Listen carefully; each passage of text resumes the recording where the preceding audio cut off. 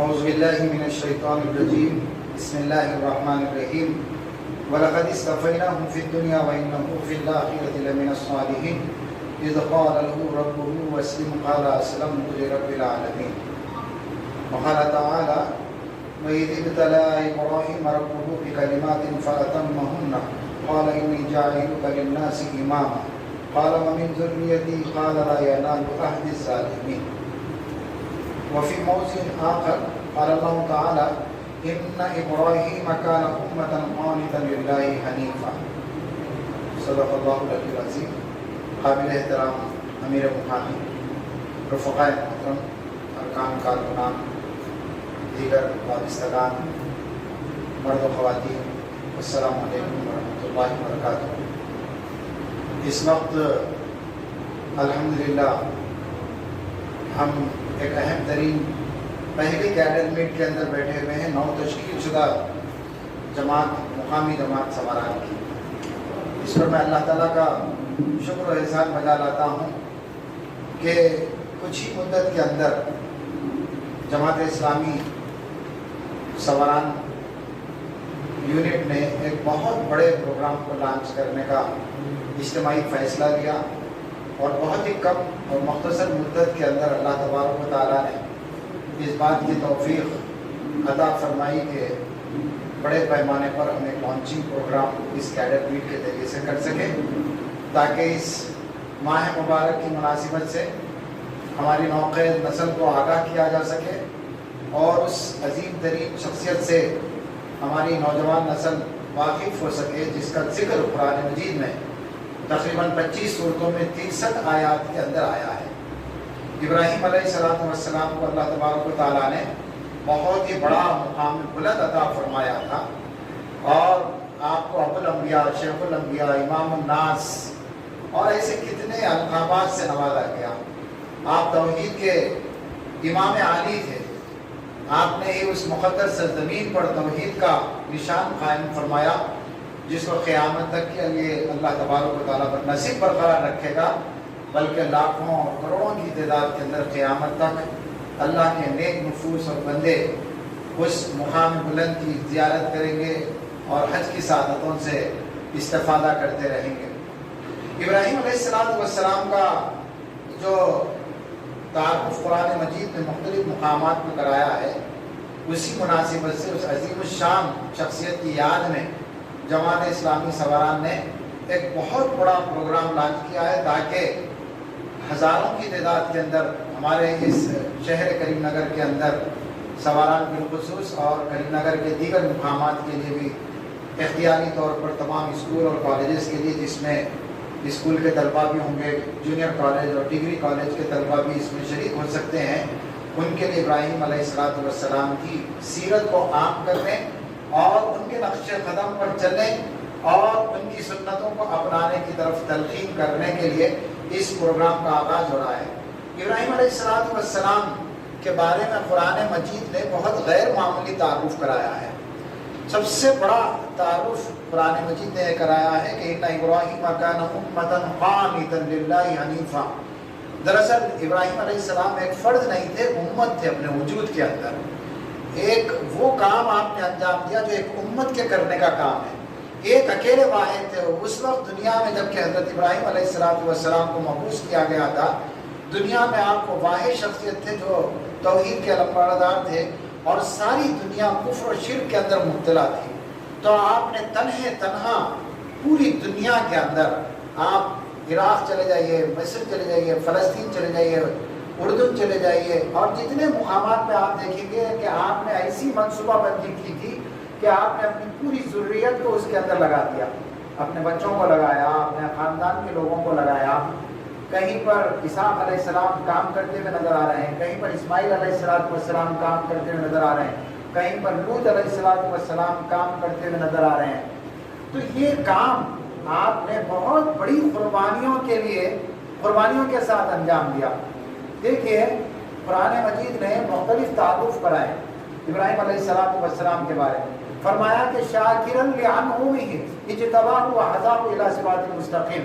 کہ اللہ تعالیٰ فرماتے ہیں کہ ابراہیم علیہ السلام کی خصوصیت یہ تھی کہ وہ بہت شکر گزار تھے جو کچھ بھی نعمت اللہ تبارک و تعالیٰ نے حضرت ابراہیم علیہ السلام کو عطا فرمائی تھی، جو زندگی عطا فرمائی، جو دماغ عطا فرمایا، جو وقت عطا فرمایا، جو صلاحیت عطا فرمائی، جو سالیت عطا فرمائی، جو اولاد عطا فرمائی، جو مال و دولت سے اللہ تبارک و تعالیٰ نے حضرت ابراہیم علیہ السلام کو اللہ تبارک و تعالیٰ نے نوازا تھا، ان تمام صلاحیتوں کو اللہ تبارک و تعالیٰ کے خدمت میں پیش فرما دیا آپ نے۔ شاکرا لانعمہ، تمام نعمتیں، کوئی چیز کو اپنے لیے نہیں رکھا آپ نے،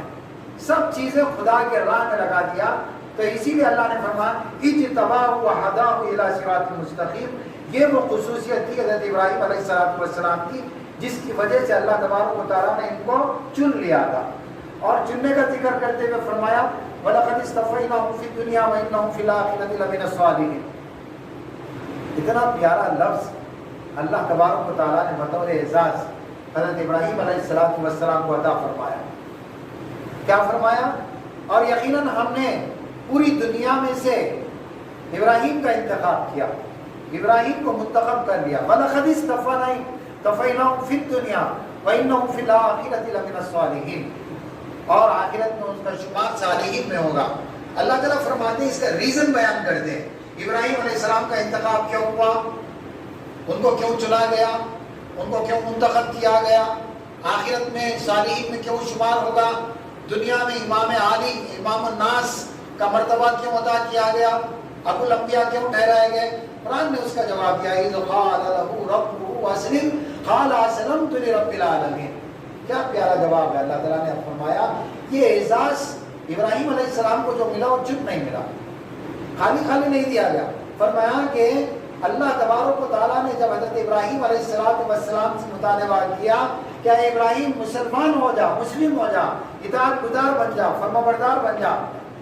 میرے احکامات پر عمل کرنے والا بن جا۔ اذ قال له ربه اسلم قال اسلمت لرب العالمین۔ ابراہیم نے کہا کہ اے اللہ میں پروردگار میں تیرا مسلم ہو گیا، فرما بردار ہو گیا، اطاعت گزار ہو گیا۔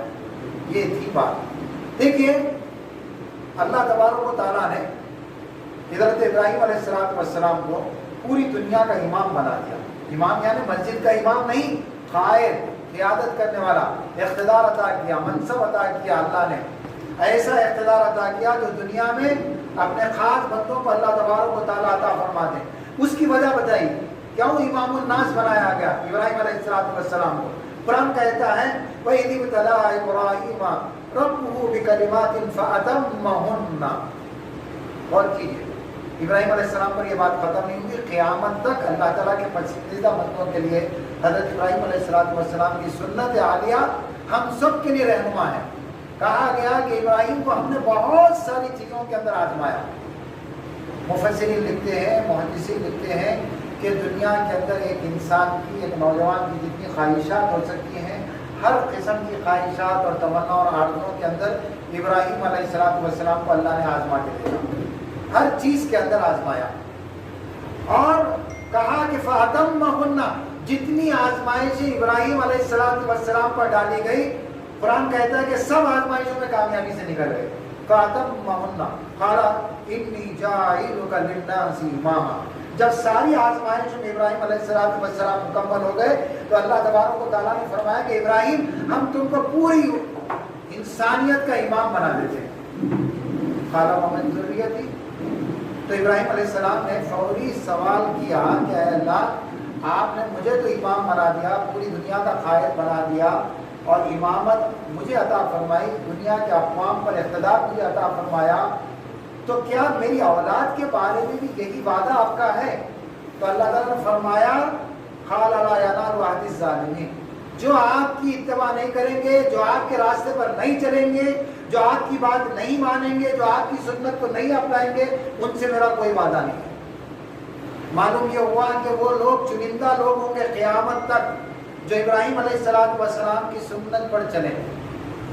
دیکھیے ابراہیم علیہ السلام نے جس ماحول کے اندر کام کیا، تھوڑی دیر کے لیے آپ ہندوستان کے اندر آ جائیے، کوئی فرق نہیں۔ ابراہیم علیہ السلام جس وقت اپنی دعوت لے کر اٹھے تھے، وہ پورے کا پورا ماحول شرک زدہ تھا، کفر زدہ تھا، عقیدے میں کفر تھا، عقیدے میں شرک تھا، اعمال میں شرک تھا، اخبار میں شرک تھا، میدان سیاست میں شرک غالب تھا، کیونکہ آدر کی حکومت تھی، نمرود کی حکومت تھی۔ ابراہیم علیہ السلام کے والد جو تھے آدر، وہ کفر و شرک کے علمبردار تھے، دونوں حیثیتیں تھیں آپ کے والد کی۔ ایک تو وہ وزیر اعظم تھے، نمرود کے اس اقتدار کے اندر سیاسی عہدہ حاصل تھا، بہت بڑے ایگزیکٹو پاور کے ساتھ ابراہیم علیہ السلام کے والد کا پوزیشن تھا، مال و دولت کی ریل پیل تھی، سیاست کی ریل پیل تھی، دولت و جائیداد کی ریل پیل تھی، طاقت و قوت کا غلبہ تھا۔ ابراہیم علیہ السلام چاہتے تو آدر کی جانشینی آپ کو ملتی تھی، اور آپ کے بعد وزیر ادارت عظمیٰ آپ کو مل سکتی تھی۔ آپ نے اس کو ٹھکرا دیا۔ صرف اتنی بات نہیں کہ عام طور پر ایسا ہوتا ہے کہ دنیا کے اندر مذہبی ادارہ داری، ریلیجیس مونوپولی کچھ لوگوں کے ہاتھ میں ہوتی ہے، اور پولیٹیکل مونوپولی کچھ لوگوں کے ہاتھ میں ہوتی ہے، دونوں چیزوں مل کر کام کرتی ہیں۔ لیکن ابراہیم علیہ السلام جس ماحول کے اندر آئے تھے، ان کے والد ریلیجیس مونوپولی بھی رکھتے تھے، وہ بتوں کو بناتے تھے، بتوں کو بیچتے تھے، بتوں کا پرچار کرتے تھے، شرک کو پھیلاتے تھے۔ تو اس طرح سے آپ کو مذہبی ادارہ داری بھی مل سکتی تھی اور سیاسی ادارہ داری مل سکتی تھی، لیکن جب اللہ کا یہ نیک بندہ دعوت توحید کو لے کر اٹھتا ہے تو ہم دیکھتے ہیں کہ اس نے نہ مال و دولت کا لالچ اپنے اندر پیدا کیا، نہ حکومت کا کوئی خوف اس کو پریشان کر سکا۔ ایک اللہ کی دعوت لے کر اٹھے تو آپ نے ابھی سنا آیات قرآن کے اندر، قال حرقوہ، اس کو جلا دو، آگ میں ڈال دو۔ بعض محدثین اور مفسرین لکھتے ہیں کہ ابراہیم علیہ السلام فرماتے ہیں کہ جتنے دن میں آگ میں تھا، میری زندگی کے گولڈن پیریڈ کے دن تھے، گولڈن پیریڈ، مجھے جو سکون قلب حاصل ہوا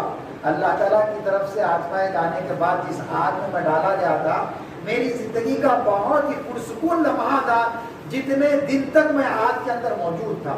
فَأَتَمَّهُنَّ، تو ابراہیم علیہ السلام کی یہ دعوت کو پھیلانا اس امت کی امانت ہے، اس امت کی ذمہ داریوں کے اندر ہے، کیونکہ ابراہیم علیہ السلام کے وجود کو دنیا کی 3 بڑی قومیں مانتی ہیں، یہودی، عیسائی اور مسلمان، جو دنیا کی غالب قومیں ہیں۔ دنیا کی بڑی تعداد کے اندر عیسائی اور یہودی اور مسلمانوں کی بہت بڑی تعداد پائی جاتی ہے، لیکن انہوں نے ابراہیم علیہ السلام اور آپ کی ذریت میں جتنے انبیاء آئے تھے ان سب کا نہ صرف انکار کیا بلکہ ان کا قتل بھی کیا۔ حضرت ابراہیم علیہ السلام کو اس لیے کہ ابو الانبیاء کہا جاتا ہے کہ حضرت اسماعیل علیہ السلام، حضرت اسحاق علیہ السلام، یعقوب علیہ السلام، یوسف علیہ السلام، حضرت عیسیٰ علیہ السلام، حضرت موسیٰ علیہ السلام، یہاں تک کہ سب سے آخر میں حضرت محمد صلی اللہ علیہ وسلم خاتم الانبیاء تشریف لائے۔ اس سے بڑی اور سعادت کیا ہو سکتی ہے کہ آپ کو نبیوں کا باپ قرار دیا گیا۔ تو یہ سیرت کو عام کرنے کے لیے سب سے پہلا اسٹیپ جماعت اسلامی سواران یونٹ نے ٹیک اپ کیا ہے۔ میں اس موقع پر اپنی گفتگو کو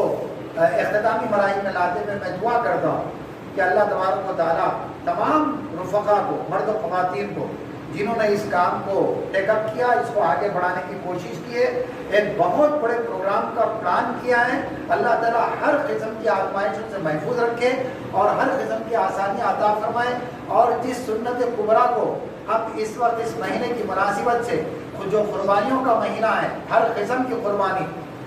جو اپنی زندگی کی قربانی سے بڑھ کر اور کیا ہو سکتی ہے،